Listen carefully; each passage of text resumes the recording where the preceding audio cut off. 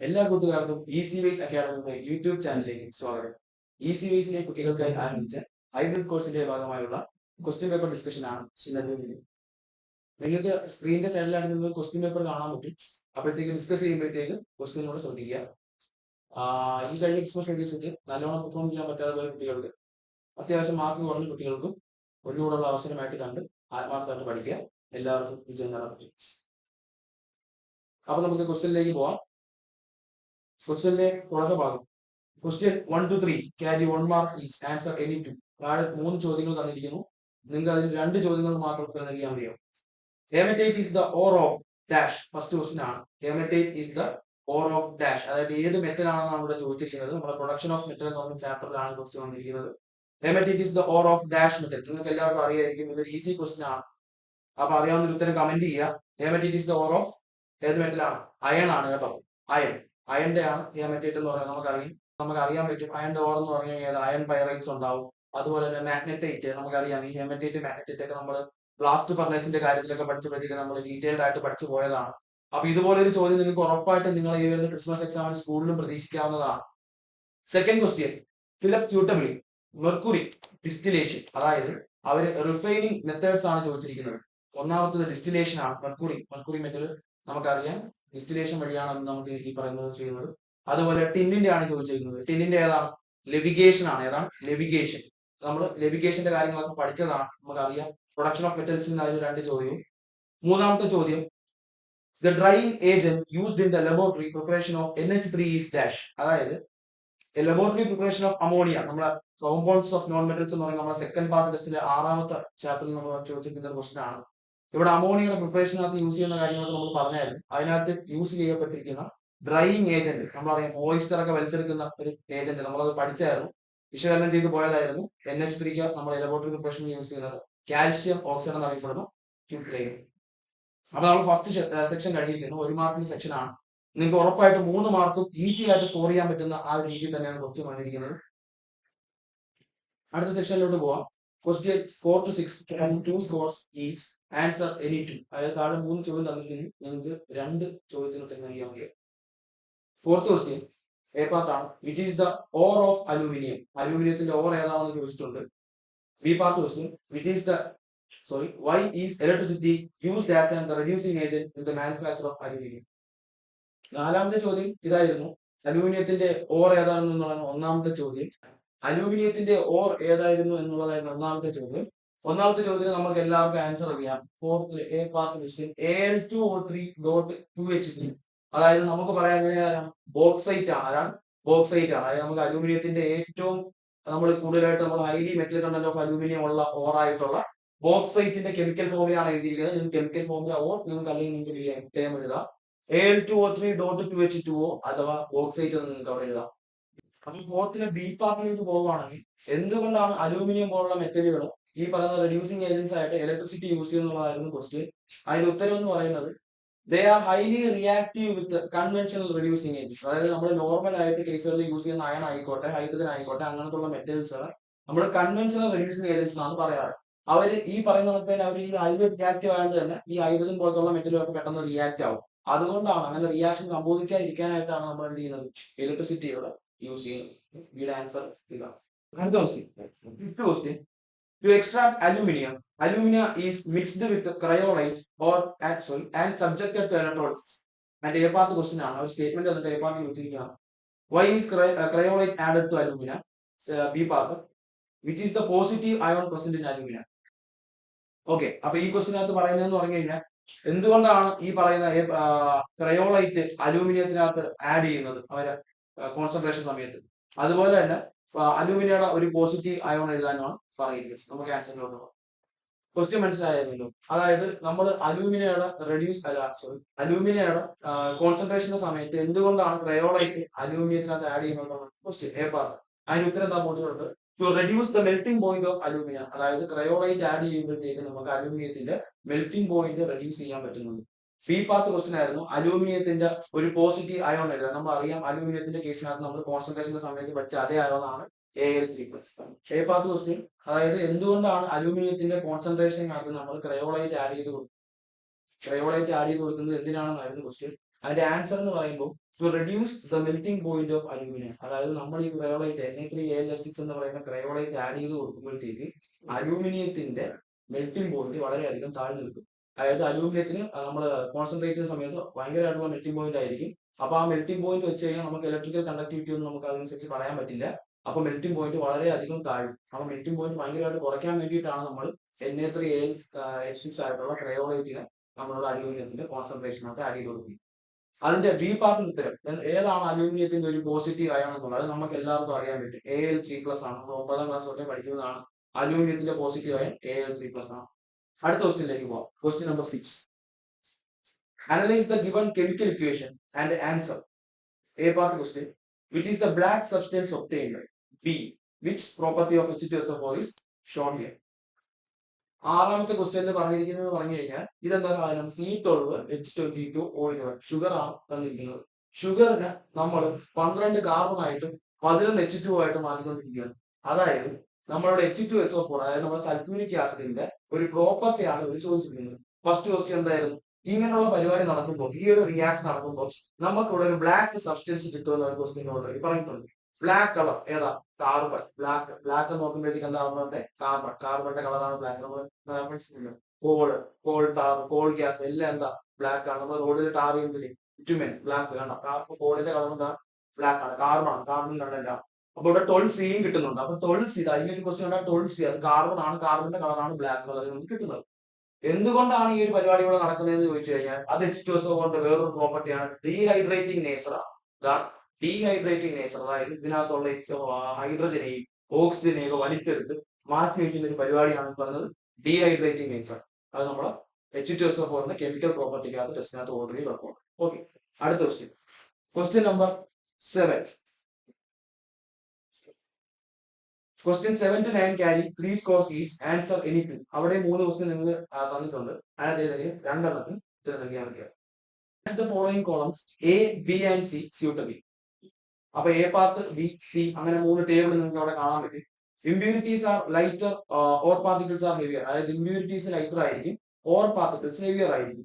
അത് ഏതാ വരുന്നത്? Impurities lighter or particles heavier ആവുമ്പോഴത്തേക്ക് നമുക്കറിയാം സി പാർട്ടിൽ വരുന്നതാണെങ്കിൽ കോൺസെൻട്രേഷൻ ഓഫ് ഗോൾഡ് ആണ് വരുന്നത്. ഗോൾഡ് പോലത്തുള്ള മെറ്റലിനാണ് നമ്മളിങ്ങനെ ഇമ്പ്യൂരിറ്റീസ് ലൈറ്ററും അതുപോലെ തന്നെ ഓർ പാർട്ടിക്കിൾസ് ഹെവിയർ ആയിട്ടുള്ളത്. ഓക്കെ, അപ്പൊ നമ്മളവിടെ എന്താ ലെവിഗേഷൻ ആണ് നടത്തുന്നത്. ഏതാണെന്ന്? ലെവിഗേഷൻ അഥവാ hydraulic wash. Okay, B part അതിന്റെ എയിൽ തന്നെ രണ്ടാമത്തെ ഭാഗമാണ്. Either the or the impurity is magnetic. അപ്പൊ നമ്മൾ ഓപ്ഷനകത്ത് ഓൾറെഡി ഉണ്ട് താഴെ മാഗ്നറ്റിക് നേച്ചറിന്റെ കാര്യം നടക്കുന്നത്. അപ്പൊ അതാണ് നമ്മൾ അവിടെ ചെയ്യേണ്ടത്. അത് മാഗ്നറ്റിക് സെപ്പറേഷൻ ആണ്. അത് എനിക്ക് തോന്നുന്നുണ്ട് എല്ലാവർക്കും കറക്റ്റ് ആണ്. അത് നിങ്ങളെ കൊണ്ട് അതൊന്നും മനസ്സിലാക്കാൻ പറ്റത്തില്ല. മനസ്സിലാക്കാത്തതല്ല എന്ന് തോന്നുന്നില്ല. കാര്യം എളുപ്പമാണത്. മാഗ്നറ്റിക് ആയിട്ടുള്ള ഒരു ഓപ്ഷൻ ഇവിടെ തന്നെ കിടപ്പുണ്ട്. അവ രണ്ടിലും കംപ്ലീറ്റ് ചെയ്യാൻ പറ്റും. Impurities are heavier and ore particles are light. അതായത് ഇമ്പ്യൂരിറ്റീസ് വലുതായിരിക്കും, ഓർ പാർട്ടിക്കിൾസ് വളരെയധികം ചെറുതായിരിക്കും. ഫ്രോത്ത് ഫ്ലോട്ടേഷൻ ആണ് നമ്മൾ ഫ്രോത്ത് ഫ്ലോട്ടേഷൻ ചെയ്യുന്നതെന്ന് പറഞ്ഞു കഴിഞ്ഞാൽ സൾഫൈഡ് ഓക്സിജൻ. അടുത്ത question, question number 8. A part. Which are the chemicals required for the preparation of NH3? B part. Which is the drying agent used here? Okay, അപ്പൊ അമോണിയയുടെ preparation ആവശ്യമായിട്ടുള്ള കെമിക്കൽസ് ഏതായിരുന്നു എന്നുള്ളതാണ് ഒന്നാമത്തെ ചോദ്യം. ഒന്നാമത്തെ ചോദ്യത്തിന് ബോഡി ഉള്ളതുകൊണ്ട് എ പാർട്ട് ക്വസ്റ്റ്യൻ. NH4Cl എന്താണ്? അമോണിയം ക്ലോറൈഡ് ആണ്. എന്താണ്? Ammonium chloride. അമോണിയം ക്ലോറൈഡിന്റെ കൂടെ കാൽഷ്യം ഹൈഡ്രോക്സൈഡ് കൊടുക്കുമ്പോൾ നമുക്ക് എന്ത് കിട്ടും? അമോണിയയും കാൽഷ്യം ക്ലോറൈഡ് വാട്ടറും കിട്ടും എന്നുള്ളത് നമ്മൾ ലബോറട്ടറി പ്രിപ്പറേഷൻ ഓഫ് അമോണിയ എന്ന് പറയുന്ന സെക്ഷൻ ഏതാ ചാപ്റ്റർ 6 ഏതാ കോമ്പൗണ്ട്സ് ഓഫ് നോൺ മെറ്റൽസിനകത്ത് നമ്മൾ ഡിസ്കസ് ചെയ്തിട്ടുണ്ടായിരുന്നു. അതിന്റെ ബി പാർട്ട് ആണ്. അതേ പാർട്ടിൽ നിന്നുള്ള ചോദ്യമാണ് ഏതാണ് അവിടെ യൂസ് ചെയ്തിരിക്കുന്ന ഡ്രൈയിങ് ഏജന്റ് ഏതാ? നമ്മൾ അവിടെ ഡ്രൈയിങ് ടവറിനകത്ത് യൂസ് ചെയ്യുന്ന ഡ്രൈയിങ് ഏജന്റ് ഏതാണ്? CaO അഥവാ ക്വിക്ലൈം ആണ്. ഏതാണ്? CaO അഥവാ ക്വിക്ലൈം. അടുത്തതായിട്ട് ക്വസ്റ്റ്യൻ നമ്പർ 9 ആണ്. ക്വസ്റ്റ്യൻ നമ്പർ C ആണ്. Right any 2 properties of NH3. NH3യുടെ ഏതെങ്കിലും 2 പ്രോപ്പർട്ടി എഴുതാനായിട്ട്. NH3യുടെ ഒരുപാട് പ്രോപ്പർട്ടി നിങ്ങൾക്ക് അറിയാം. NH3 ഓൾറെഡി ബേസ് ആണെന്ന് അറിയാം. കളർലെസ് ആണ്, അവർക്ക് കളറും കാര്യങ്ങളൊന്നുമില്ല. ഹൈലി സോലുബിൾ ആണ്. നമ്മൾ ഫയർഫോഴ്സിന്റെ ഒക്കെ കേസിലെ ടെസ്റ്റിനകത്ത് ഒരു ആപ്ലിക്കേഷൻ പോലെ ഒരു ക്വസ്റ്റ്യൻ കിടപ്പുണ്ട്. അതുപോലെ തന്നെ നമുക്ക് എന്താണ് പറയാനുള്ളത്? ഒരു പഞ്ചന്റ് സ്മെല്ലാണ് അല്ലെ? അമോണിയം കാർബണേറ്റ് പോലുള്ള സാധനങ്ങൾക്കും അമോണിയം ക്ലോറൈഡുകൾക്കും എല്ലാം എന്താണ്? പഞ്ചന്റ് സ്മെല്ലാണ്. അതായത് അൺപ്ലസന്റ് സ്മെല്ലാണെന്ന് നമുക്ക് അറിയാൻ പറ്റും. അപ്പൊ ഇതിനകത്തുള്ള ഏതെങ്കിലും ഒരു രണ്ട് പ്രോപ്പർട്ടി എഴുതാനാണ് ചോദിച്ചിരിക്കുന്നത്. നിങ്ങൾക്ക് ഇഷ്ടമുള്ള 2 പ്രോപ്പർട്ടി എഴുതാം. തീർച്ചയായിട്ടും ഒരു എളുപ്പമായിട്ടുള്ള ക്വസ്റ്റ്യൻ ആയിരിക്കും. 9th question. Explain the process of the production of aluminium from bauxite. അതായത് ബോക്സൈറ്റിൽ നിന്നും എങ്ങനെയാണ് അലൂമിനിയം ഉണ്ടാക്കുന്നത്? നമ്മുടെ ചാപ്റ്ററിനകത്ത് കിടപ്പുണ്ടായിരുന്നു. പ്രൊഡക്ഷൻ ഓഫ് മെറ്റൽസ് എന്ന് പറയുന്ന ചാപ്റ്ററിനകത്ത് നമ്മളെന്താ കോൺസെൻട്രേഷൻ ഓഫ് ബോക്സൈറ്റ് എന്ന് പറഞ്ഞൊരു ടോപ്പിക്കിലെ ക്വസ്റ്റ്യൻ ആണ്. അത് സിമ്പിൾ ആയിട്ട് എഴുതാൻ പറ്റും. ഓക്കെ, അപ്പൊ നമുക്ക് ബോക്സൈറ്റിനെ എങ്ങനെയാണ് അലൂമിനിയം ആയിട്ട് കൺവേർട്ട് ചെയ്യുന്നതാണ് ഒമ്പതാമത്തെ ചോദ്യം. ഒമ്പതാമത്തെ ചോദ്യത്തിന്റെ ഉത്തരം എന്ന് പറയുന്നത് നിങ്ങൾക്ക് ഫ്ലോ ചാർട്ട് ആയിട്ട് വേണമെങ്കിൽ എഴുതാം, അതായത് നിങ്ങൾക്ക് പാരഗ്രാഫ് ആയിട്ട് വേണമെങ്കിൽ എങ്ങനെ വേണമെങ്കിൽ ആൻസർ ചെയ്യാം. ഇതൊക്കെയാണ് അതിനുള്ള കീ പോയിന്റ്സ്. എങ്ങനെ വന്നെന്നുള്ള കാര്യം പറഞ്ഞു തരാം. നമ്മൾ ആദ്യമേ ബോക്സൈറ്റ് എടുക്കും. നമുക്കറിയാം ബോക്സൈറ്റ് Al2O3.2H2 അല്ലേ, ഈ സാധനം Al2O3.2H2 ഈ സാധനത്തിന് നമ്മൾ എടുത്തിട്ട് എന്ത് ചെയ്യും? ലീച്ചിങ്ങിന് വിധേയമാക്കും. ലീച്ചിങ് അത് നമുക്കറിയാം. നമ്മൾ അലൂമിനിയത്തിന്റെ കാര്യം പഠിച്ചപ്പോഴത്തേക്ക് അലൂമിനിയത്തിന്റെ ഓറുകൾ എങ്ങനെയാണ് നമ്മൾ കോൺസെൻട്രേറ്റ് ചെയ്യുന്നതെന്ന് ചോദിച്ചു കഴിഞ്ഞാൽ നമുക്കറിയാം ലീച്ചിങ് ആണ്. NaOH ആഡ് ചെയ്ത് കൊടുക്കുക. NaOH ആഡ് ചെയ്ത് കൊടുക്കുമ്പോഴത്തേക്ക് എന്തായിട്ട് മാറണം? സോഡിയം അലൂമിനേറ്റ് ആയിട്ട് മാറും. Sodium aluminate. സോഡിയം അലൂമിനേറ്റിനെ വീണ്ടും കൺവേർട്ട് ചെയ്യുക, അലൂമിനിയം ഹൈഡ്രോക്സൈഡ് ആയിട്ട് കൺവേർട്ട് ചെയ്യാം. Aluminium hydroxide. ഈ കിട്ടിയ അലൂമിനിയം ഹൈഡ്രോക്സൈഡിനെ പിന്നെ അലൂമിനേറ്റ് ആക്കാൻ വലിയ പാടൊന്നുമില്ല. നിങ്ങൾ ഒന്നെങ്കിൽ വാഷിംഗ് നടത്തിയാൽ മതി, അല്ലെങ്കിൽ നിങ്ങൾ എന്ത് ചെയ്താൽ മതി? ഹീറ്റ് ചെയ്താൽ മതി. അപ്പൊ ഇത്രയും കണ്ടന്റ് ഉൾപ്പെടുത്തിക്കൊണ്ടുള്ള ഒരു പാരഗ്രാഫ് ആണ്. മാർക്ക് സൂക്ഷ്മമാണ്. 3 മാർക്കാണ്. എത്ര മാർക്കാണ്? 3 മാർക്കിനാണ്. ഓക്കെ, അപ്പൊ ഇങ്ങനെ എഴുതിയാലും മതിയാവും. അല്ലെങ്കിൽ നിങ്ങൾക്ക് 3 മാർക്കിന് പാരഗ്രാഫ് ആയിട്ടാണെങ്കിൽ എഴുതാം. അടുത്ത സെക്ഷൻ ആണ് ക്വസ്റ്റ്യൻ 10 to 12 കാര്യം 4 marks each. Answer any two. 4 ചോദ്യങ്ങൾ ഉണ്ടാവും. 4 മാർക്കിന്റെ 3 ചോദ്യങ്ങൾ ഉണ്ടാവും. നിങ്ങൾക്ക് ഏതെങ്കിലും 2 എഴുതിയാൽ മതിയാവും. 10th question. The chemical equation of the reactions taking place inside a blast furnace during the manufacture of iron are given below. അതായത് ബ്ലാസ്റ്റ് ഫർണസിന്റെ ചോദ്യം വന്നിരിക്കുകയാണ്. ബ്ലാസ്റ്റ് ഫർണസ് എന്ന് പറഞ്ഞ ടോപ്പിക് എത്രമാത്രം ഇമ്പോർട്ടന്റ് ആണെന്നുള്ള കാര്യം നിങ്ങൾക്ക് മനസ്സിലായിട്ടുണ്ടാവും. കാര്യം 4 മാർക്കിന്റെ സെക്ഷനിലാണ് പൊതുവെ ഈ ടോപ്പിക്കിൽ നിന്ന് ക്വസ്റ്റ്യൻ വരാറ്. അങ്ങനെ ഒരു ക്വസ്റ്റ്യൻ ചോദിച്ചിരിക്കുന്നു. ഫസ്റ്റ് കെമിക്കൽ റിയാക്ഷൻസ് ആണ്, നിങ്ങൾക്ക് താഴെ കാണാൻ പറ്റും. ഫസ്റ്റ് റിയാക്ഷൻസ് ഓരോന്നായിട്ട് വായിക്കാം.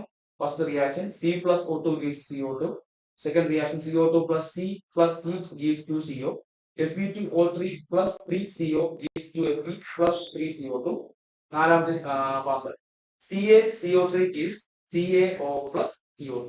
അഞ്ചാമത്തത് CaO plus SiO2 gives CaSiO3. ഈ റിയാക്ഷൻ എല്ലാം നിങ്ങൾ പഠിച്ചിട്ടുള്ളതാണ്.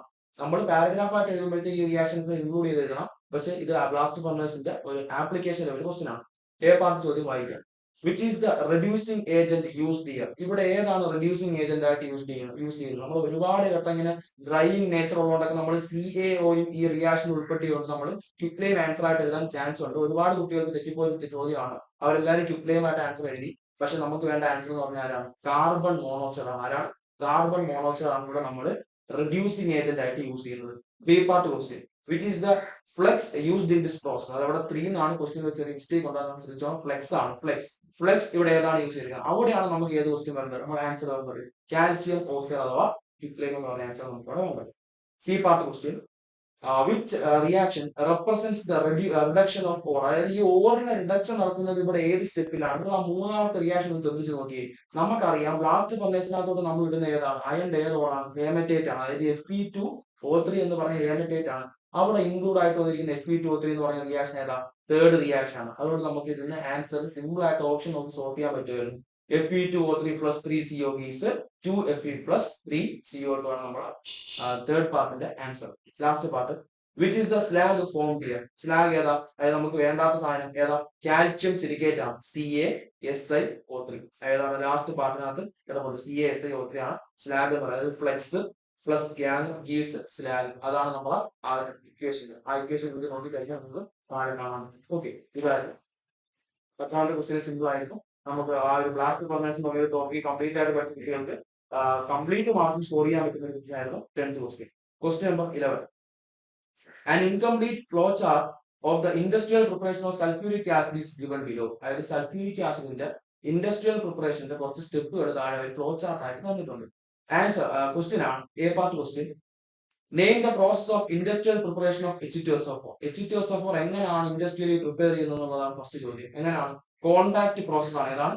Contact process. Okay. B part question. Identify X and Y. Sulphur O2, അതായത് സൾഫർ സൾഫറും ഓക്സിജനും കൂടെ അവിടെ ചേരുമ്പോഴത്തേക്ക് എക്സ് എന്ന് പറഞ്ഞ ഭാഗത്തിനകത്ത് എന്താണ് വരുന്നത്? SO2. എന്താണ് വരുന്നത്? SO2. ആദ്യം സൾഫർ ഡയോക്സൈഡ് ആണ് എക്സിന്റെ ആൻസർ. അതിനുശേഷം നമ്മൾ ഈ പറഞ്ഞിരിക്കുന്ന കാറ്റലിസ്റ്റും കാര്യങ്ങളൊക്കെ ആഡ് ചെയ്ത് കൊടുക്കുമ്പോഴത്തേക്ക് കോൺസെൻട്രേഷൻ H2SO4 കൂടെ ആഡ് ചെയ്ത് കൊടുക്കുമ്പോഴത്തേക്ക് നമുക്കിവിടെ പുതിയൊരു സാധനം കിട്ടുന്നത് അല്ലേ? അതാണ് വൈ ആയിട്ട് ചോദിച്ചേക്കുന്നത്. ഏതാ? H2S2O7. ഇതിലാണ് H2S2O7. ഈ H2S2O7 എന്ന് പറഞ്ഞാൽ എന്താ സാധനം? ഒലിയം. ഇതിലാണ് ഒലിയം. നമ്മൾ ക്ലാസ്സിൽ ഡിസ്കസ് ചെയ്തിട്ടുണ്ടായിരുന്നു. കോണ്ടാക്ട് പ്രോസസ് പഠിക്കുന്ന പിള്ളേർ ഒലിയം കോണ്ടാക്ട് പ്രോസസ് എന്ന് പറഞ്ഞ പേര്, അവരെ കാറ്റലിസ്റ്റ്, ഇത് മൂന്ന് മറക്കരുതെന്ന് നമ്മൾ ക്ലാസ്സിൽ ഡിസ്കസ് ചെയ്തിട്ടുണ്ടായിരുന്നു. C part question, which is the catalyst used in this process. ആ ചോദ്യം വീണ്ടും വന്നിരിക്കുന്നത്. ഏതാണ് കാറ്റലിസ്റ്റിലൂടെ യൂസ് ചെയ്തിരിക്കുന്നത്? ഏതാണ്? V2O5 ആണ്. ഏതാണ്? V2O5. V2O5 എന്താ? വനേഡിയം പെന്റോക്സൈഡ് ആണ്. എന്തിനാണ്? Vanadium pentoxide. D part question, which is the acid produced by the reaction of concentrated H2SO4 with KNO3. അതായത് KNO3 എന്ന് പറയുന്ന സാൾട്ടുമായിട്ട് നമ്മൾ H2SO4 ആസിഡ് ചേരുമ്പോഴത്തേക്ക് അവിടെ ഉണ്ടാവുന്ന ആസിഡ് ഏതാണെന്നാണ് ചോദ്യം. അത് നമ്മൾ ഈ പറഞ്ഞിരിക്കുന്ന നമ്മളെ കെമിക്കൽ പ്രോപ്പർട്ടീസ് ഓഫ് H2SO4 കൂടെ ചേർത്തിട്ടാണ് ആ ചോദ്യം വന്നിരിക്കുന്നത്. നമുക്കത് ഇപ്പൊ 11 ഡി ആണ്. Which is the acid produced by the reaction of concentrated H2SO4 with KNO3. ബോർഡിലോട്ട് നോക്കിയാൽ കാണാൻ പറ്റും. D part question, H2SO4 എടുത്തിരിക്കുന്നു, KNO3 അതായത് പൊട്ടാസ്യം നൈട്രേറ്റ് സാൾട്ട് എടുത്തിരിക്കുന്നു. നമുക്ക് എന്ത് കിട്ടും? ഇവിടെ നമ്മൾ ഡിസ്പ്ലേസ്മെന്റ് റിയാക്ഷൻ ഒക്കെ പഠിച്ച ആൾക്കാരാണ്. ഇതാ നോക്കി, ഈ SO4 ആരോടെ പോയി കയറും? Kയിലൂടെ പോയി കയറും. H2 ആരോടെ പോയി കയറും? H ആരോടെ പോയി കയറും? NO3 കൂടെ പോയി കയറും. അതായത് എന്ത് വരും? KSO4 പ്ലസ് HNO3 അങ്ങനെയാണ് വരുന്നത്. അതായത് നൈട്രിക് ആസിഡ് ആണ് നമുക്ക് ഇവിടെ കിട്ടുന്നത്. ഇതാണ് കിട്ടുന്നത്, നൈട്രിക് ആസിഡ് ആണ് നമുക്ക് ഇവിടെ പ്രൊഡ്യൂസ് ചെയ്യാൻ പറ്റുന്ന ആസിഡ് എന്ന് പറയുന്നത്. അടുത്ത ക്വസ്റ്റ്യൻ, 12th ക്വസ്റ്റ്യൻ ആണ്. From the given statements select the correct statement regarding the chemical equilibrium. അതായത് താഴെ ഒരു 4 സ്റ്റേറ്റ്മെന്റ് തന്നിട്ടുണ്ട്. ആ 4 സ്റ്റേറ്റ്മെന്റിനകത്ത് ശരിയായിട്ടുള്ള കെമിക്കൽ ഇക്വിലിബ്രിയത്തിന്റെ പ്രോപ്പർട്ടി ഏതാണെന്ന് തിരിച്ചറിയാനുള്ളതാണ് ചോദ്യം. ഒന്നാമത്, chemical equilibrium is static at molecular level. ആണോ? സ്റ്റാറ്റിക് ആണോ?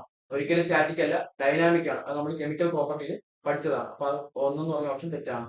രണ്ടാമത്തെ, both reactance and products coexist. അതായത് ഇക്വിലിബ്രിയത്തിനകത്ത് വേണമെങ്കിൽ എന്തും വേണം, റിയാക്ടൻസ് ഉണ്ടാവണം, പ്രോഡക്ട്സ് ഉണ്ടാവണം. അപ്പൊ രണ്ടെന്ന് പറഞ്ഞ ആൻസർ ശരിയാണ്.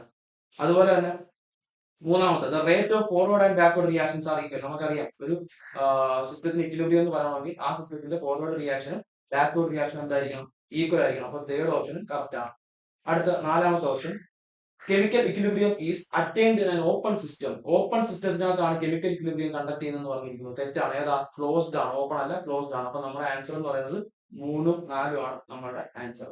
അടുത്ത അതിന്റെ B part question, how does the following condition affect A reversible reaction. അതായത് താഴെ തന്നിരിക്കുന്ന കണ്ടീഷൻസ് എങ്ങനെയാണ് റിവേഴ്സിബിൾ റിയാക്ഷനെ അഫക്ട് ചെയ്യുന്നതാണ് ക്വസ്റ്റ്യൻ.